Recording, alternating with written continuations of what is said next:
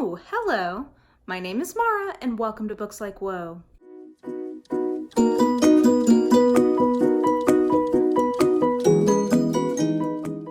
Okay guys, so we are halfway through the month, and that means it is time for my mid-month check-in for August 2019.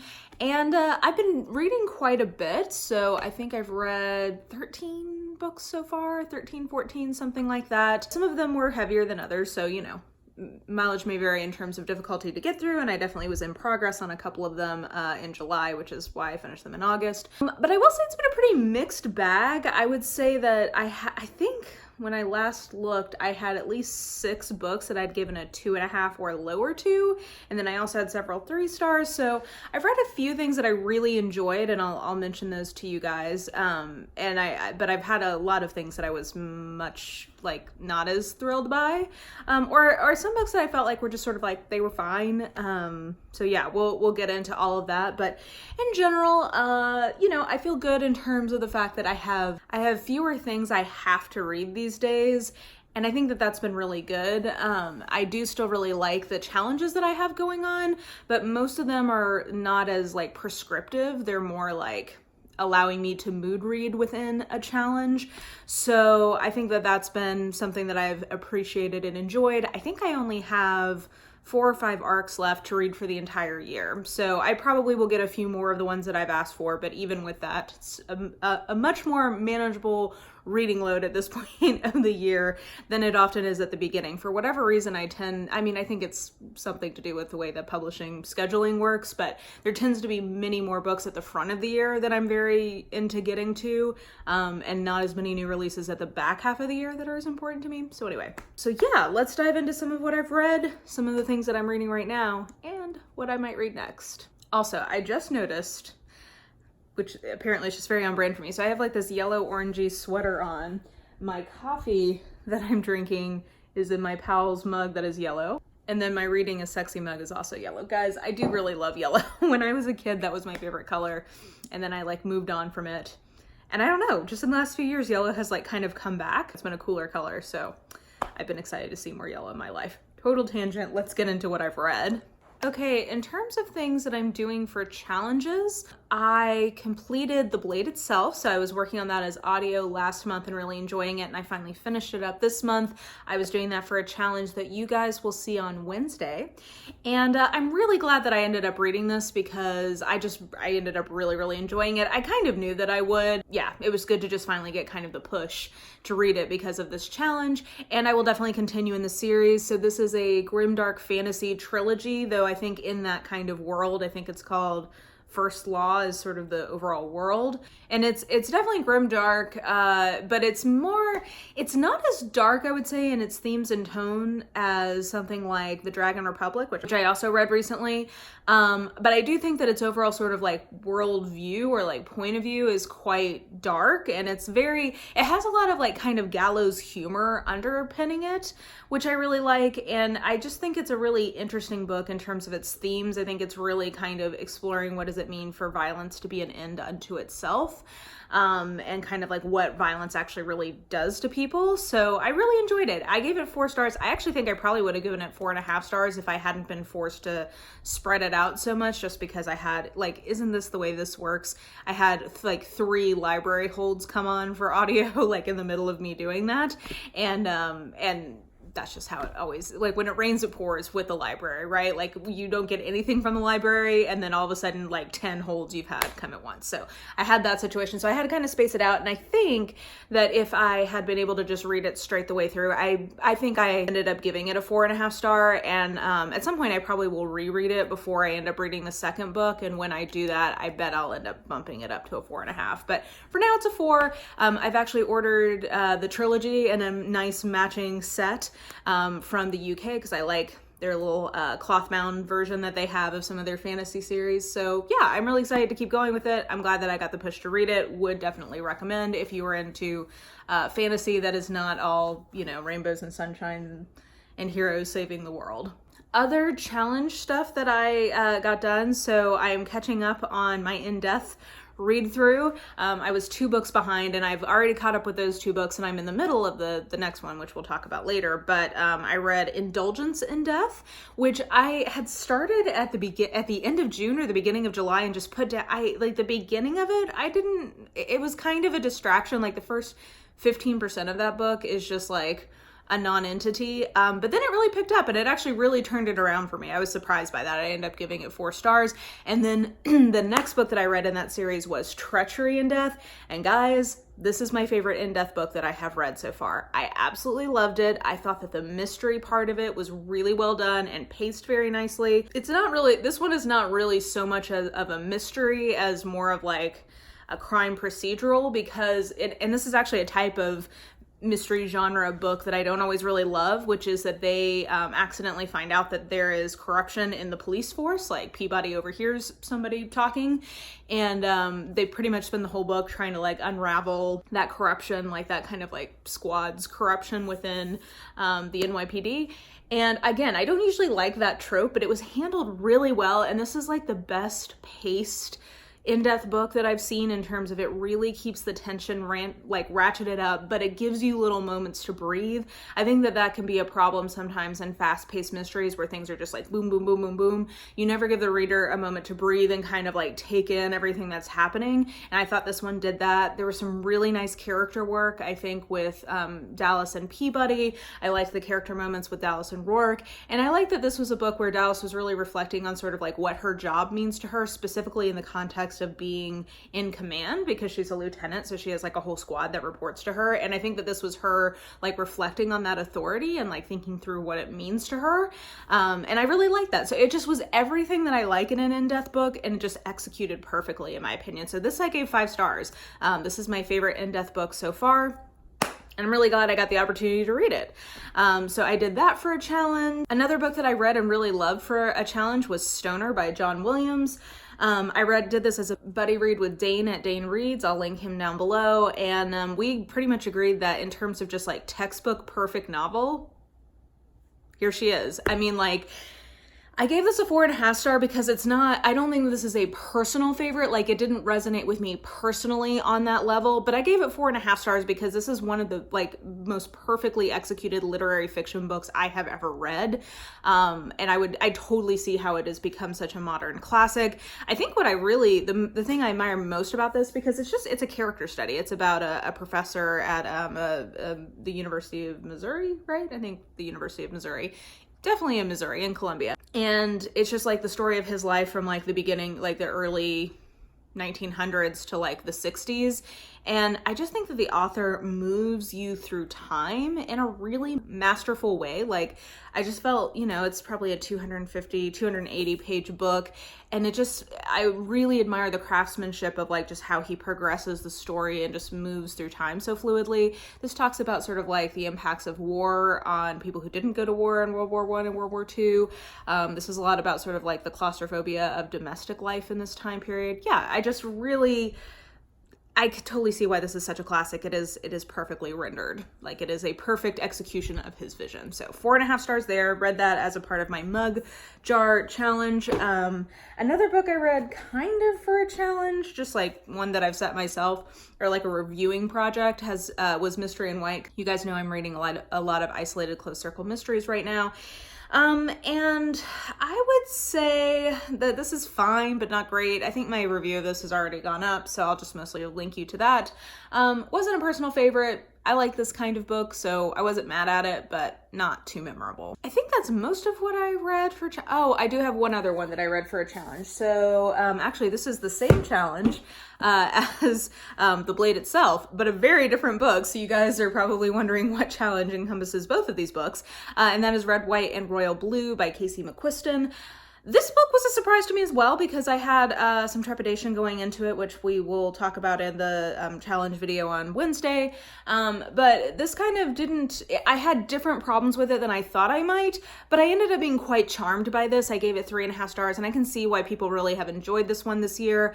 I don't think that this is as amazing as people talk about it being, at least in my opinion. But again, I can see why it is very charming, and I think especially like the emails that are in this, I think are very, very well done. I believe this is a debut author, and if so, very impressive for a debut author. You know, this is, I'm always kind of a tough sell on new adult, which is basically what this is. This is one of my favorite, like one of the new adult books I have liked better than a lot of them. And yeah, like I'm glad I read it, and I'm glad that this challenge like kind of made me read it, because this has been such a hot book this year, like a hot romance in particular. So I feel like I'm glad I can kind of have an opinion about a book that's been quite hyped. So yeah, I also read that, and I think that's all the things I read for challenges. I'm trying to think of other notable things that I've read so far. So I have a couple of physical ones. We can talk about those. So I did finish up the Murderbot Quartet with Exit Strategy by Martha Wells. I gave this 3.5 stars. I had the same structural issue with this that I had with the previous installment, which I believe was Artificial Condition. Can't remember if the third one is Artificial Condition or maybe it was Rogue Protocol. I can't totally remember. But anyway, this had the same problem as the third one, which was, I think structurally, it's about a 180-page book. The first 60 pages are just purely like narration, basically, and like narrating action from the point of view of Murderbot. But I just think that it kind of it makes it feel a little flabby to me, or just a little like weirdly paced. And then at about the 60-page mark, other characters get introduced, and so things become much more dynamic at that point. And again, I think that once that happened, I was like, yes, really into this. We get, basically this is the fourth book, and it's wrapping up this like arc of the story, so we get characters back from the first book, and that was really exciting to see. I really enjoyed, like, the overall theme of this book is so much about just like what makes us human, what does it mean to have free will, et cetera, et cetera. And so I really liked sort of where the author kind of left some of that, and the last like 30-ish pages of this I loved. So 3.5 stars, a good fitting little wrap up to that particular series, and I would definitely recommend it. You guys know I'm absolutely obsessed with All Systems Red, but I think so far from what I've read, the entire series is worth reading. All Systems Red is absolutely the best one in the series, and I would say it and the second one are the two best. But anyway, I still really recommend that one. And then something I gave 3 stars to, and I kind of have mixed feelings about, is Inspection by Josh Malerman. I did this as a buddy read with Bethany from Beautifully Bookish Bethany. I will link her below. And she ended up like glomming this. Like, I think she had it on audio, so she just like binged it all the way through, kind of on the day that we were supposed to start. And I thought, and she told me like, oh, I really like it. I really like it. I can't put it down. But I do have this one big problem, which is the conceit of this book basically is that there are 2 different towers that are nearby. One is filled with little boys, one is filled with little girls, but neither of them know that the other gender exists. This is disclosed on the back cover, which I think was kind of a mistake, because you don't actually find, like, the characters do not find this out until, well, like more than halfway through this book. So I'm not quite sure why they're disclosing that in the description, but they are, so I feel like I can tell you that too. But the thing that she mentioned to me, she was like, but the thing is that it's presuming that if you don't tell them about the other gender's existence, then like their sexuality doesn't get activated, and like they can be geniuses basically. And she was like, so it's really bothering me that like none of the characters in here are gay. And I was like, when she said that, I kind of took that as like, oh, you know what? She's totally right. Like, what a missed opportunity on representation. There's 26 of these little boys, like just statistically 2 of them, probably like 2.6 of them should be gay probably. So like, yeah, that's like a total missed opportunity in terms of representation. But once I got into the book, I understood more what she was getting at, which is it actually is a huge plot hole for there to be no characters in this who have same-sex attraction, or that in a homogeneous gender environment wouldn't develop that, because like we know that is how that works in the real world. Like that is well documented in all boys boarding schools. Sex finds a way, kind of, life finds a way. No, in this case, sex finds a way. So I just think that was kind of it becomes a plot hole. And the more you think about it, the more you're just like, this doesn't make sense. The other thing is that he purposely is setting these kids at an age where they're meant to be prepubescent, like they are on the cusp of puberty. But I don't believe that 11-year-old girls, there's not a one of them that has not had their period yet. Like TMI, but like I got my period at 10. I was getting boobs by 8. Like I hit puberty early. And there was I went to a small private school. There weren't that many people in my grade, but there was at least 2 or 3 other girls in my grade who also went through puberty quite early. So I just don't buy that none of these little, like, I guess maybe that's meant to be a conceit of the novel, but like, these are things that normally you would just sort of be like, oh, whatever, but like, because that is so much what the plot or like the conceit or the premise of the world hinges on, it's very noticeable, and it really did bother me. I also think the writing in this is not as strong as it probably needs to be to carry off such a high concept book. All that being said, I did still like enjoy my time with it. That's why I gave it a 3-star. I thought it was interesting, and I really think the last like 100-ish pages start to really pay off in a big way. So like, I enjoyed it. Like, I enjoyed the ending basically more than I did most of the rest of the book. I think that much like how I felt about Bird Box, this would have benefited from being shorter. And I just think it's interesting because he's a high concept author. Like, he has like an idea and then writes around it. And I think it's just part of being a very high concept author is you're going to have, you know, hits or misses. Sometimes it will or won't work. And I do think that you have to think through some of these like pieces, like the implications of the thing you've set up a little bit more than he did in this book. Anyway, all that to say, I probably liked the idea of this better than Bird Box, but I think Bird Box was better executed. But anyway, I'm glad I got to it. This was something that was really intriguing to me. And yeah, I'm not sure if I'm going to read more from him, to be honest, because I've not loved either of the things that I've read from him, but maybe, depending on what the book is. And then I guess a couple of other interesting things that I've read this month. So I read Are You Listening by Tillie Walden. That was an arc that I had that Bethany gave me from when she was at BEA. And it was fine. Like, I gave it 3 stars. It was a graphic coming of age YA type novel. Good, not great. It was fine. I read Teacher's Pet Wolf, which I love the name of that. And that was a paranormal romance from Kati Wilde, where basically it was very cute. It was basically a setup of like this teacher and this ranger who've been sort of having like an online flirtation because he is a ranger in Alaska and she's a science teacher. So he like Skypes in every week to teach her class a lesson, and they like, you know, fall in love basically that way. And she doesn't know that he's a werewolf, and she became a werewolf. She got bitten when she was on vacation. And so he knows something's wrong with her and he's worried, and he wants to turn her into a werewolf because he thinks that she has like cancer or something. So it was a cute setup. Like, he, you know, comes and like shenanigans ensue. But I don't know. I think I'm realizing that I don't 100% love the way Kati Wilde does paranormals, which is interesting because I really love her fantasy romances and I really love her contemporary romances, but like the intersection of that, which would be paranormal, isn't my favorite flavor from her. But it was cute. It was fun. I had a good time reading it. And I guess the only other thing I should tell you about is that I did read How to Be an Anti-Racist by Ibram X. Kendi. Ibram X. Kendi wrote my favorite nonfiction thing that I read last year, which was Stamped from the Beginning, which was a history of racism against Black people in America. One might say the definitive history of that, a definitive history of it, at least. It was, so this was his memoir basically, and it was, basically it's talking through this idea that you can't just be not racist. Like, that's too passive. Like, racism is an active thing that like is infecting our society and infects our hearts and minds and our policies, and therefore ends up like poisoning people against each other. It's something that's working actively. So it's not enough to just be not racist. We need to become anti-racist, which is like actively fighting something, like actively fighting through policies, racist ideas. And I thought that he just has a really, I think what's really striking about his work is he has such a strong moral vision of what it means to be, I guess kind of like a neighbor or like a citizen in this world, in the context at least of being an American. So I really appreciated that kind of specific lens that he then brought to his memoir. So this sort of reads like memoir, personal essay kind of thing.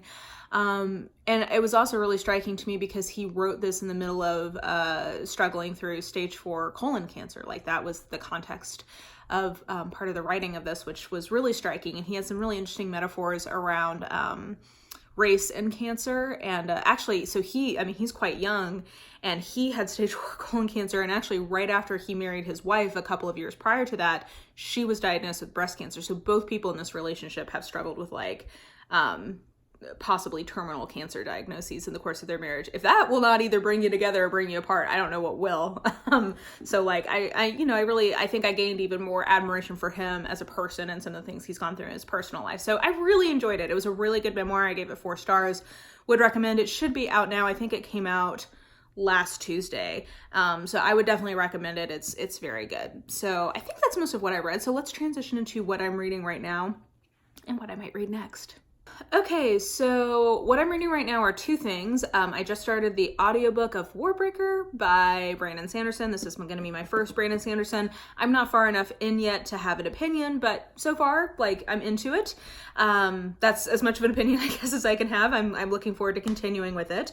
That is a part of my 19 books that I want to read in 2019 challenge from my Mug O Books. So we'll pull from that here in a second to see what the next one will be. But I've got that going, and then the other thing I've got going is the next in-depth book that I need to read, which is New York to Dallas. And I started reading that right after Treachery and Death because I was on such a high from Treachery and Death. I was like, I want more! But then I realized, like, I'm not going to be able to judge this book fairly if I try to just read it right now because Treachery and Death was just so good that I need to just give it some breathing room. So I may pick that one up later this week or something. That'll have given me like 10 days since I read the last one. A little bit of a cleanse, so I'm not just comparing them one to one.